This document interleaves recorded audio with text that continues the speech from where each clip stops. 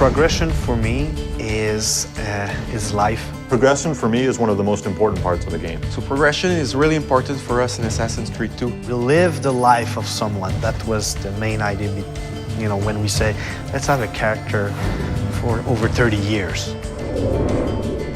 We really want the player to feel the same emotion that the character has throughout his quest to avenge his family. Father! Grab the boy! I'll kill you for what you've done! Our game begins in 1476 and it ends in 1503. So it's a considerable span of years for a video game. It's the height of the Italian Renaissance. This is when the most beautiful paintings, the greatest sculptures, the most wonderful architecture are all being built and created. And at the same time, it's a period of political intrigue and drama and violence as well. What do you want, Vieri? So many things. A prettier bride. Oh, and yes, your life. There was a lot of really sparks of energy and interesting ideas that happened during that period. We also want our character to go through a change. I think the mission structure is completely compatible to the time span that we want to cover, in the sense that it allows us to have some flexibility and really focus on the most poignant events that happen in history and in Ezio's life throughout his progression.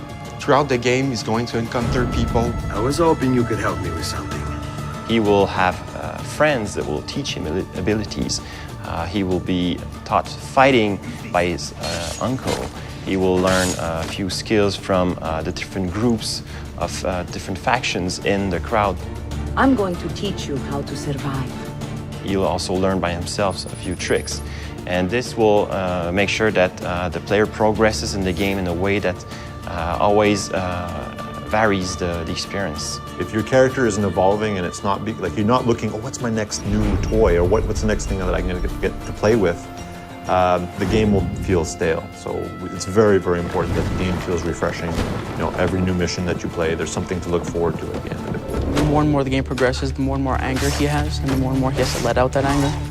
So the moves just keep coming and coming and coming on what he can do with the different weapons that he has. You start with just basic sword attacks and the ability to defend yourself. And then we introduce disarming and counter kills, and then from there it all opens up. Player will be requested to actually buy some of his gear.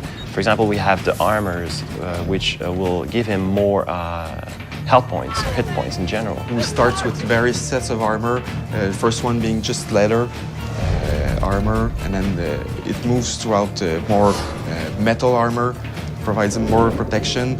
In AC1, we sort of gave the player, without any choice, this is what you're going to learn next.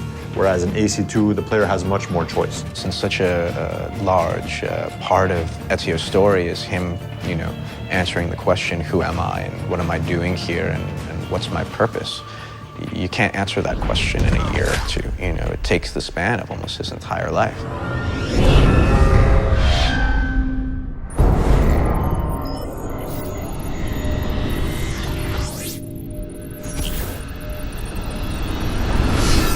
Somewhere on a rooftop, there's a hero in a hood. Fear him not, lest you who have sinned, for his cause is good.